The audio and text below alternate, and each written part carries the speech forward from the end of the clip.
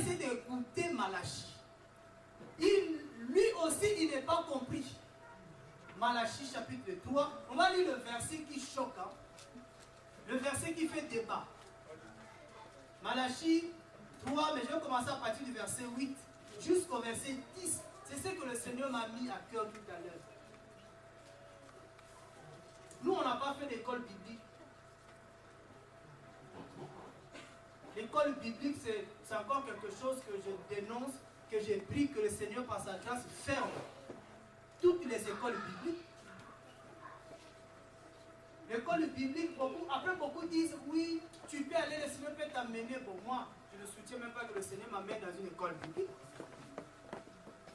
Mais j'aime l'école biblique de Dieu. Quand c'est le Saint-Esprit qui m'enseigne, là, je suis d'accord. Et Dieu, quand il t'enseigne, à la fin de prendre, il va te donner un certificat. Le certificat, tu l'obtiens dans l'école, parce que l'école de Dieu est dans le désert. Si tu arrives à passer le désert et à garder la foi, là, tu auras le diplôme. Ce n'est pas maintenant. Amen. Vous savez que dans les églises, on ne peut pas avoir des diplômes. L'histoire des diplômes, Jésus n'a donné aucun diplôme à personne. Et aujourd'hui, on a mis des diplômes, et ces diplômes-là commencent à faire la différence entre les gens. C'est des titres. Amen. Donc tu vois, voilà, moi j'ai déjà 3 ans de ministère, 3 ans d'ancienneté. Il y a quelqu'un qui a quitté cette assemblée, cette personne m'a dit, je suis ancien, je dois être reconnu comme étant ancien dans cette assemblée. Parce que ça fait 3 ans que je suis avec vous. J'ai dit, l'ancien là n'a rien à voir avec le temps que tu fais dans une assemblée. Quelqu'un peut arriver aujourd'hui, Dieu dit, c'est lui. C'est ce que on a fait avec Saül. Hein? Donc s'il y a des gens qui sont là qui disent non, j'attends d'abord faire quelques années, après ça je vais commencer peut-être à dire, tu vas mourir, tu vas aller en enfer, ton problème. Ici, dès que tu reçois quelque chose, si tu veux donner, tu donnes. Et je dis toujours, tous ceux qui reçoivent ne donnent pas, c'est des égoïstes. Les égoïstes n'hériteront pas le royaume de Dieu. Malachie chapitre 3, le verset 8. L'homme pillera-t-il Dieu que vous me pillez? Et vous dites, en quoi t'avons-nous pillé? Vous l'avez fait dans les dîmes et dans les offrandes. Vous êtes certainement maudits. Parce que vous me pillez et vous me pillez, vous, toute la nation. Toute la nation pillait l'Éternel. Mais Dieu, il même pose la question, Seigneur, comment nous te pillons même? Et pendant que j'étais là, Dieu n'a même pas voulu utiliser le mot pied, il dit, vous me voler. Toute la nation apportait toutes les dîmes au lieu ordonné pour les garder. Et qu'il y ait provision dans ma maison. Et dès maintenant, éprouvez-moi en ceci, a dit l'Éternel des armées, si je ne vous ouvre les canaux des cieux, et si je ne répands en votre faveur la bénédiction en sorte que vous ne pourrez point suffire. Voilà, le mot suffire. C'est-à-dire quand Dieu répond, tu n'as même plus de place. Et vous savez que cette parole a beaucoup été prêchée. Beaucoup. J'ai écouté encore cet homme aujourd'hui qui disait, il dit vous allez faire une enveloppe pour l'année 2015. Parce que l'homme en question, il dit, s'il était pas prophète, il dit, de toute façon, on ne connaît pas l'année qui va venir. Mais pour se préparer déjà, j'ai dit, mais attends, prophète, tu ne connais pas l'année qui arrive. Donc il faut faire une enveloppe comme ça, que le mal ne t'arrive pas l'année prochaine. Un jour comme ça, j'étais invité dans une assemblée à Paris. Avant que je prêche, la femme du pasteur a pris le micro, a demandé à toute l'assemblée de prier. Priez pour moi parce qu'il y a trop de combats, que le combat s'arrête. Les gens ont commencé à prier. Je ne sais pas si elle avait remarqué que moi je ne priais pas. Et à la fin, frère, à la fin, il y a des choses que je ne rate pas. Que tu sois roi, que tu sois le grand du choc, je ne te rate pas. J'ai dit, personnellement, je n'ai pas prié pour toi. Parce que la Bible dit, ils te feront la guerre. Ça veut dire que, j'ai dit, ma soeur, tu as encore des combats.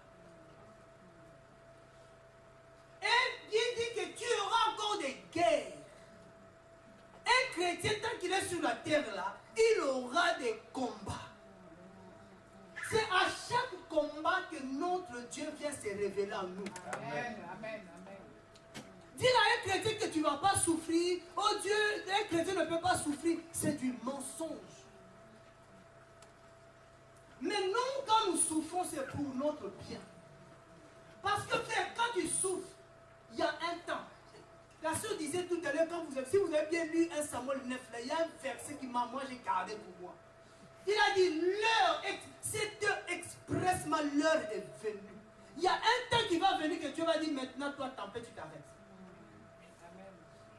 Il faut qu'il y ait des combats. Quand il y a des combats, Dieu vient, il vient te donner son nom. C'est dans le combat qu'il te donne un nom. Dis que nous, je ne veux plus de combat. Si tu ne veux plus de combat, tu veux quoi? Alléluia. Alors, on fait une enveloppe pour 2015. Il n'y a pas d'enveloppe. 2015, frère, Dieu a déjà planifié les choses. Même il y a des chrétiens, je sais que moi, si tu as mon numéro, tu oublies ça.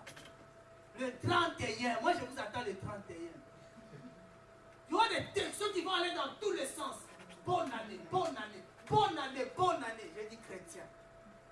Lundi, tu ne me souhaites pas bonne semaine. Avant de dormir, tu m'appelles pas, me dis bonne nuit. Seulement l'année. Oui, on est dans des traditions qu'on doit arrêter. L'homme, normalement, quand tu sors, le mari sort, il dit, avec si la femme reste, il dit, ah ma chérie, bonne journée. C'est l'homme qui dit, bonne journée. Mais on ne se souhaite même pas.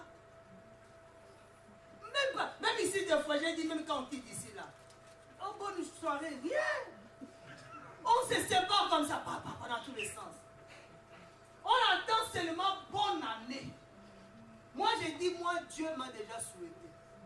La Bible dit, je te souhaite que tu sois en bonne santé. C'est écrit dans 3 Jean là-bas. Dieu m'a déjà souhaité il y a longtemps. La bonne santé, la prospérité, il m'a déjà souhaité. C'est pas parce que tu viendras le faire le 31 que cela va marcher. Il faut le faire tous les jours. Amen. Alléluia. Amen. Et cette parole de Malachie, les gens disent, si tu donnes ta dîme, Dieu, c'est vous écrit, non, il va ouvrir les écluses de cieux. Dans votre version, hein? Oui. Il va ouvrir les écluses. C'est quoi les écluses de cieux? Les portes, hein? Les grandes portes. C'est-à-dire, si Dieu ouvre les portes, ça doit tomber en gros. En grande quantité. C'est de manière qu'il n'y aura plus de place chez toi. Qui a déjà donné la dîme? N'ayez pas honte. Ok. Comme plusieurs fois. Mais est-ce que c'est... Il y a encore des places. Est-ce que Dieu a ouvert les écluses des cieux? Oh, Dieu ne ment pas. Le jour où j'avais compris que Dieu ne ment pas, comment il peut dire quelque chose ici et ne pas l'accomplir? J'ai dit, il y a un problème. Moi, c'est comme ça que je cherche à comprendre la parole. Dieu est la vérité, sa parole est vraie. Quand Dieu te dit, mon fils, fais ceci, je ferai cela, il le fera si tu le fais. Et beaucoup de gens, ils ont tellement volé le peuple en demandant la dîme. Il dit que si tu donnes ta dîme, Dieu va te bénir. Il va te bénir. Il dit, si je ne répands en votre faveur la bénédiction. Et on a donné, il n'y a pas de bénédiction. Moi je dis, mais où est le problème, Seigneur? C'est ta parole ou c'est nous? Là Dieu m'a fait comprendre, non, vous ne m'avez pas compris, parce que ma parole n'a pas de problème. C'est vous le problème. Vous enseignez mal ma parole.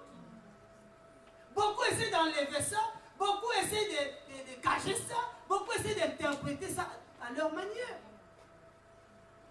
Alléluia. Amen. Et la dîme est une offrande. Il faut déjà comprendre qu'une dîme est une offrande.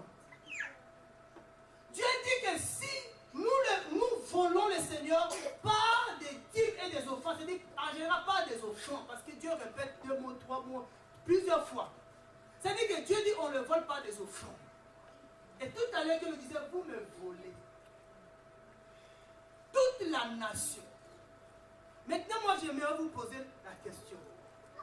Quelle est la meilleure offrande qu'on doit donner à Dieu? Hein? Nos cœurs. Alléluia. Amen. Ça, c'est la meilleure offrande que Dieu exige de l'homme. La meilleure offrande que Dieu attend de toi que tu ne lui donnes pas, c'est ta vie. C'est ton cœur que tu ne donnes pas. Tu as donné ton cœur à quelqu'un d'autre. Si quelqu'un donne son cœur à Jésus-Christ, cette personne est bénie.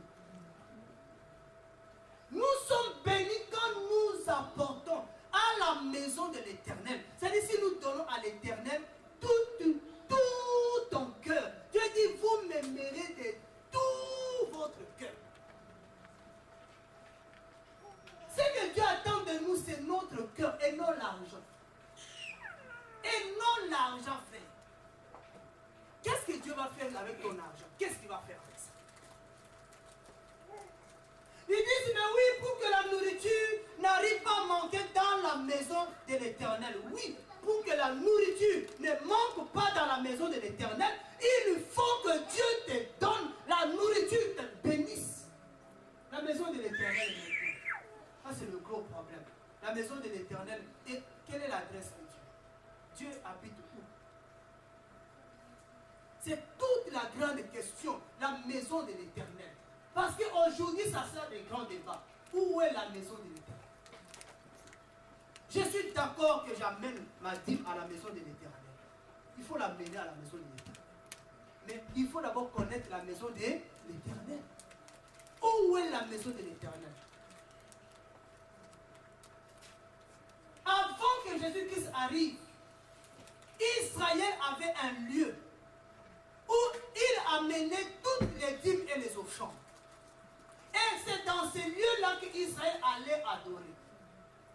Et pendant que je lisais Jean 4, l'histoire de Jésus-Christ et la femme samaritaine, si vous lisez cette histoire-là, la femme samaritaine dit à Jésus, vous dites, le lieu où il faut adorer Dieu, c'est à Jérusalem. Or, nous, ce que nous savons, nos pères n'ont pas adoré à Jérusalem. Donc, avant que Israël adore à Jérusalem, Israël adorait quelque part. Sur la montagne. Dieu dit, oh, donc Dieu, il avait changé, lui-même, il avait déjà changé. Donc, avant même la loi change, Dieu avait au temps d'Israël changé les choses. Il avait changé le lieu d'adoration. C'était plus sur la montagne, mais c'était maintenant à Jérusalem. Vous me suivez, hein? Parce qu'aujourd'hui, les gens ne veulent pas suivre la réforme. Pendant que Dieu est en train... La réforme, c'est juste le changement. Pendant que Dieu est en train de changer les choses, nous, on va rester dans les anciennes choses. Parce qu'on aime ça. On n'aime pas se débarrasser, frère. Il y a des gens, il y a des habits. Il y a des gens, si tu jettes son habit là, même s'il ne peut plus porter, mais il ne faut pas jeter. S'il dit c'est un souvenir, frère, tu as des portes d'entrer dans ta maison. Il y a des choses que tu peux jeter, mais tu ne peux pas jeter. Parce que je ne sais pas quel nom on peut te donner. Il y en a, leur maison, c'est des poubelles. Parce qu'ils ont du mal de se débarrasser des choses. C'est un esprit. Tu sais que ça ne sert plus à rien, mais tu dis, si j'ai mal au cœur, tu as besoin qu'on prie pour toi. Il y en a qui ont mal, ils ont mal dans leur cœur quand ils veulent se débarrasser de quelque chose qui ne marche même plus. L'appareil ne marche plus. Frère, il y a un homme, mon téléphone est tombé en panne, je ne peux plus appeler. Je parlais avec des collègues, il m'a dit, j'ai un vieux cellulaire. On a regardé, on dit, tu sais, on peut t'arrêter même par la police. Des fois, avec, tu vois les anciens téléphones là, de l'ancien là, il a encore ça à la maison. Il y a des gens qui ont des problèmes. Alléluia. Mais Dieu, c'est un Dieu de la réforme, frère. C'est ce que je comprends le Seigneur. C'est un Dieu qui change les choses. Avant, on l'adorait sur la montagne. Mais il dit maintenant, c'est plus la montagne, vous m'adorez à Jérusalem. Mais Jésus dit à la femme, l'heure vient. Elle est maintenant venue. Que les vrais adorateurs n'adoreront plus le Père à Jérusalem, ni sur la montagne. Maintenant, voici le lieu où vous allez m'adorer, où vous allez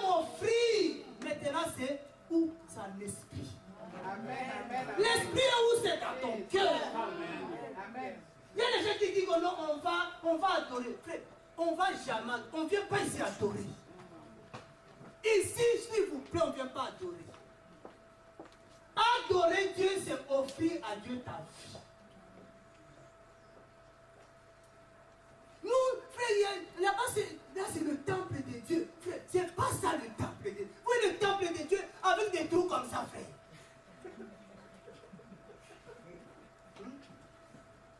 Le temple, quelqu'un un jour il m'a fait des bas. Frère, Dieu il est assis. Ça c'est la place de Dieu. Non, arrêtons. Dieu est venu s'asseoir sur cette chaise-là. Dieu. La Bible dit les cieux des cieux ne peuvent même pas contenir ces dieux. Mais quel siège? Le pasteur il achète une bonne chaise pour lui. Il dit c'est pour le Seigneur. Et on voit c'est lui qu'on voit assis. Dieu est esprit. L'esprit ne s'assoit jamais. Alléluia. Amen. Donc la femme était bouleversée. Et j'ai compris que le même bouleversement est en train d'arriver et aussi en nous. On est tout le temps, quand il y a un changement, on n'arrive plus. On dit Seigneur, on n'arrive plus. Hier tu nous as dit ça. Comment aujourd'hui tu nous dis ça? Dieu dit mais c'est moi la parole. C'est moi qui change. Alléluia. Dieu dit qu'il faut que l'âme amène dans la maison de Dieu des offrandes. C'est-à-dire dans ton cœur, c'est là où tu dois déposer des offrandes. Et les offrandes que nous devons donner à Dieu, c'est d'abord l'adoration. Ça, c'est l'offrande qui revient à Dieu. La louange, frère, c'est cette offrande-là qu'on doit donner à l'Éternel. Ça, c'est des meilleures offrandes. La louange. Et aujourd'hui, beaucoup de gens ne veulent plus louer le Seigneur. Voilà comment nous sommes en train de voler Dieu. On loue les hommes. Je dis, moi, Seigneur, je ne veux même pas te voler. C'est pour ça que peut-être des gens viennent nous dire, ah non, comment il faut recevoir l'homme de Dieu avec des grands honneurs. Celui qui vous conduit mérite double honneur. Qui conduit? Qui nous conduit ici? Si c'est moi qui vous conduis, alors là c'est mécanique. Mais comme celui qui nous conduit mérite double honneur, je suis d'accord avec la parole. Vous voyez que la parole n'a pas changé. Il dit que celui, les gens qui vous enseignent, qui vous conduisent, ils méritent de double honneur. Mais celui qui doit conduire le peuple de Dieu, c'est le Saint-Esprit. Or, le Saint-Esprit mérite le double honneur. Ce n'est pas le pasteur. Alléluia. C'est le Saint-Esprit qui doit nous conduire. Parce que si c'est moi, frère, je prépare ça à la maison. Mais moi-même, je suis conduit. Moi, j'ai pris le Seigneur, conduis-nous aujourd'hui. Des fois, les gens ils disent ça, mais ils ne font pas ça. C'est là où on est hypocrite. On dit Seigneur, conduis-moi, mais on conduit. Seigneur, conduis-nous aujourd'hui, mais voilà, je commence à dire on va faire ça aujourd'hui, on va faire ça. Non, ça, c'est pas. C'est toi qui conduis, je suis désolé. Dieu dit vous ne volez pas vos dîmes et les offrandes. Les dîmes et les offrandes doivent revenir à l'Éternel. Les dîmes revenaient aux Lévites. Les Lévites étaient des serviteurs de Dieu. Amen. Les Lévites étaient des gens qui s'occupaient des affaires du peuple d'Israël. Aujourd'hui là, celui qui s'occupe de nous, c'est Jésus. Celui qui doit prendre ta dîme, c'est Jésus. Les offrandes dont Dieu attend de nous, ce n'est d'abord même pas l'argent. C'est d'abord toi. C'est d'abord ton cœur. C'est la louange. Frère, celui qui loue le Seigneur, c'est la personne la plus agréable devant le Seigneur. Amen. Et tu parlais, j'étais encore là, Dieu me dit, vous me volez. Parce que voilà, par exemple les brebis. Quand je dis par exemple, ah, voici mes brebis. Dieu dit ça si tu me voles. Tu ne peux pas dire que tes brebis parce que les brebis m'appartiennent. Les brebis appartiennent à Jésus-Christ. On dit, frère, tu as combien de brebis? Moi. Tu m'as déjà vu en train de lever les brebis.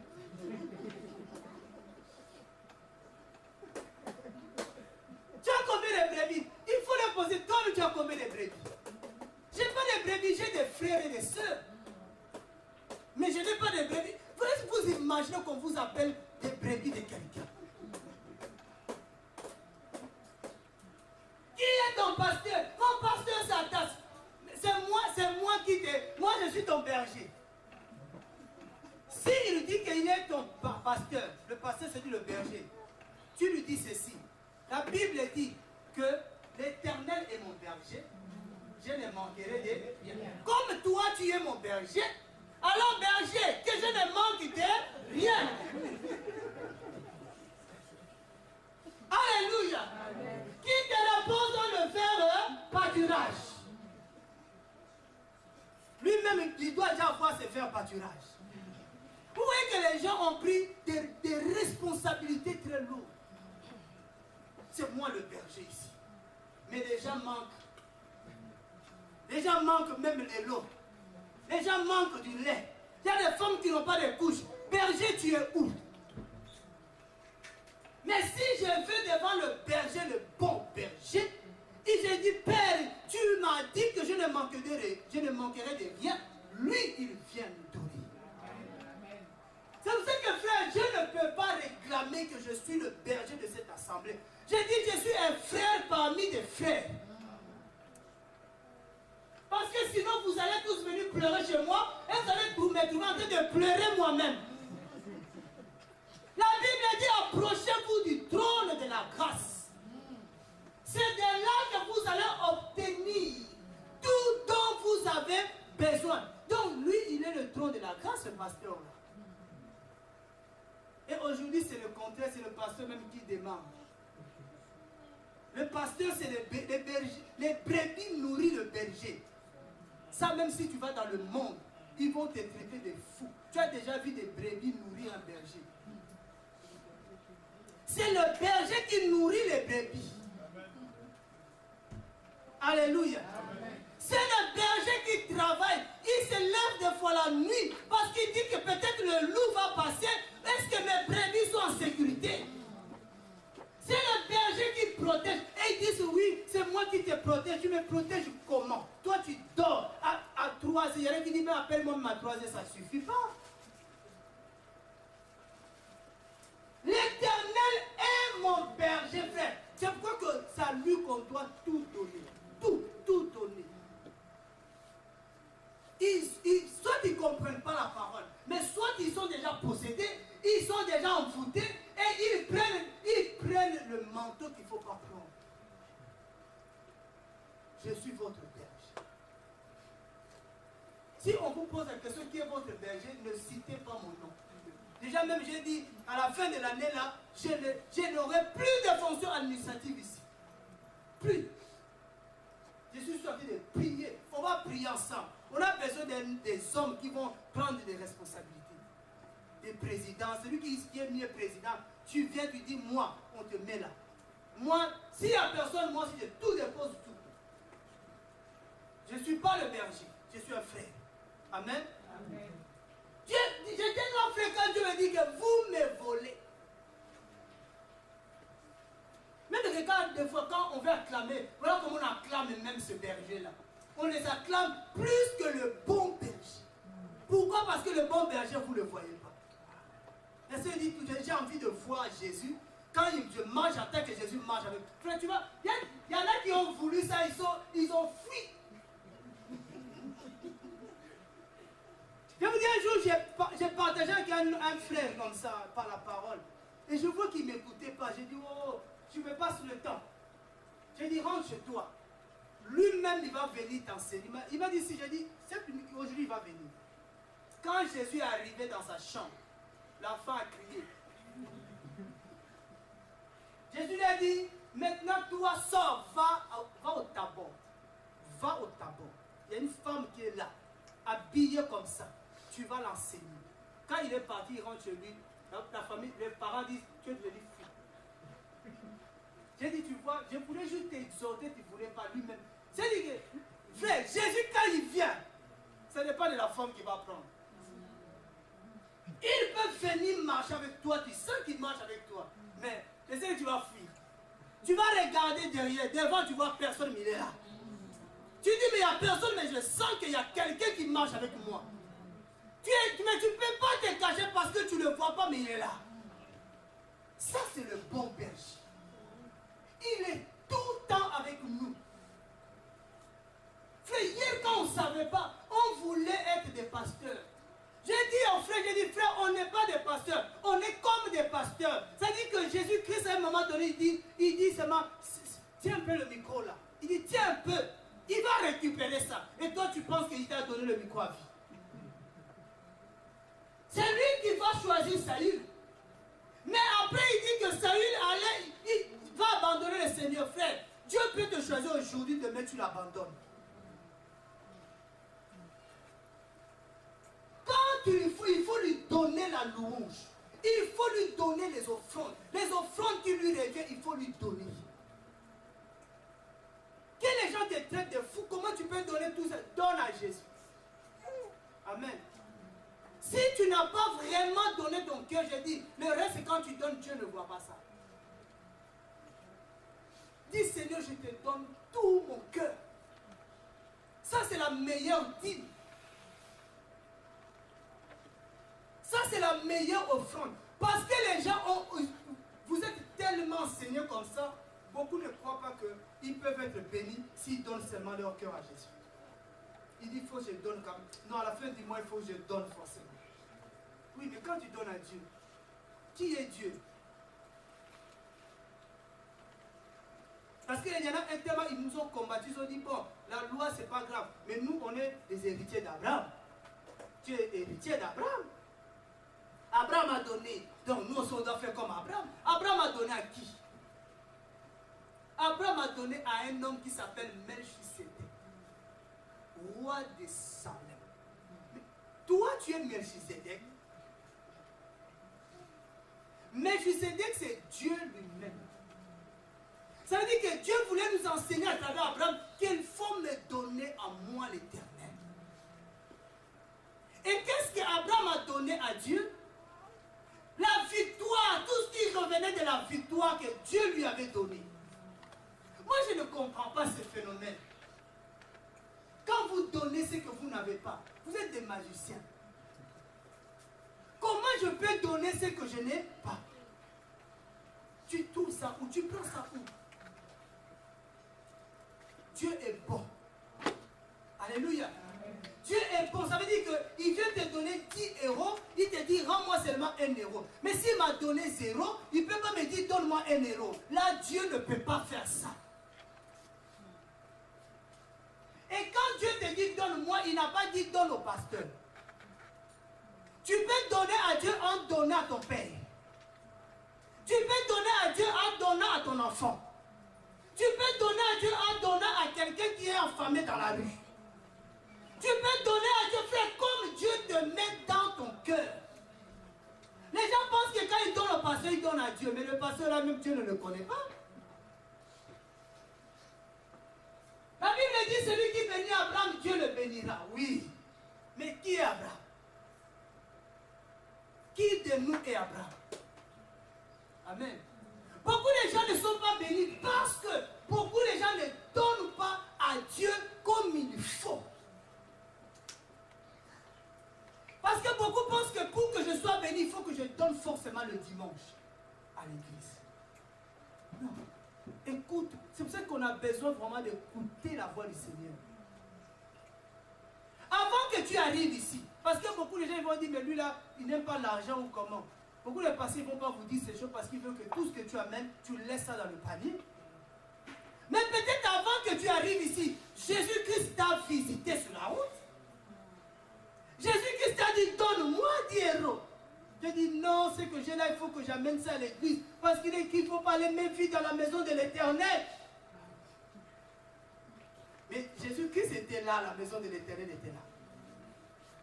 Est-ce que beaucoup savent que Jésus-Christ avait déjà ordonné? Il nous avait donné l'ordre de détruire ce temple-là. Il a dit, détruisez-moi ce temple. Moi, je suis en train de rebâtir un nouveau temple. Là où vous allez m'adorer, là où vous allez offrir. Mais le temple que Jésus-Christ a rebâti, il a dit à Pierre, Pierre sur cette pierre, je bâtirai mon église. C'est-à-dire, Jésus-Christ a dit, j'ai un nouveau temple. Ce n'est plus l'ancien, le nouveau. C'est là où on va l'adorer, c'est là où tu vas mener tes offrandes. Et ce temple-là, c'est le corps du Christ. Le temple-là, c'est Dieu lui-même qui est son temple lui-même. Maintenant, il vient te voir à la maison. Donne-moi de l'huile. Oh non. Ça, c'est préparé. Ça, c'est l'huile là, je ne peux pas te donner parce que c'est l'huile d'onction. Mais je sais que Jésus-Christ a déjà demandé à beaucoup de pasteurs de leur donner cette huile-là. Frère, il y a quelqu'un qui veut faire ses frites. Mais toi, tu dis non, ça c'est l'huile d'onction, j'ai acheté ça 500 €. Mais il y a quelqu'un qui a dit de mourir de faim parce qu'il n'y a pas l'huile pour faire ses frites. Jésus-Christ est venu te demander cette huile-là. Ouh, Jésus. L'huile d'onction, tu vas me donner l'huile d'onction. Je vais préparer des frites, mais il faudra la religiosité te bloque. Alléluia. Amen. Frère, Dieu il nous confond parce qu'on est trop religieux. David est entré dans la maison de l'Éternel. Avec ses soldats, ils n'avaient pas le droit. Ils sont entrés. Ils avaient faim. Ils ont mangé le pain. Tous les pains qui étaient dans le temple, ils ont mangé, mais Dieu ne les a pas maudits. Mais pourquoi? Ouais. Parce que Dieu a dit, c'est pas le véritable pain, c'est pas ça. Le pain là, le pain c'est moi, Jésus. Laissez-les manger, frère. Il y a une vidéo qui est sur Internet, je ne sais pas si ma femme se souvient. Il y a une église là, déjà chante, il y a 2 personnes qui ont des pains, des paniers. Frère, j'ai mal. Je dis, ils ne souffrent pas des bras. Ils sont là devant, tout le monde vient prendre sa scène. Je dis, Seigneur Jésus-Christ. Même Jésus n'a pas fait comme ça. Alléluia. C'est-à-dire que Dieu, moi je prie que Dieu ouvre nos esprits. Dieu, il va venir te confondre. Là où tu mets cette huile-là, il viendra seulement demander ça. On a ça, c'est le pain de la Sainte Seine, il ne faut pas toucher. Il ne faut pas toucher. Quel pain de la Sainte Seine qu'on ne peut pas toucher? Ce bout de pain-là, c'est ça que vous mangez. Et le jour que Dieu m'a libéré de ça, j'ai dit, oh Seigneur, merci. J'ai mangé le pain de Dieu à contre-cœur, non salé, il n'y a pas de goût. Des bouts de pain, ils ont coupé à côté, ils ont coupé des bouts de pain, ils nous donnent. Ça, c'est le corps du Christ. Je dis, ah Seigneur, le corps du Christ petit comme ça. Le jour que Dieu m'a révélé le véritable repas du Seigneur, il dit, celui qui mange mon corps, celui qui mange le pain, il a la vie éternelle. J'ai dit, tous les temps que j'ai mangé le pain de Dieu, je n'avais jamais la vie éternelle. Frère, beaucoup, ils sont encore comme ça. Regarde leur église, c'est couvert même. C'est le pain là est même mieux protégé que le véritable pain qui est Jésus-Christ. Amen. Une fois par mois, il mange, frère. Une fois par mois, tu manges le pain, le corps du Christ. Oh Jésus-Christ, il faut manger ça tous les jours. Que ces livres de la loi ne s'éloignent point de ta bouche, mais dis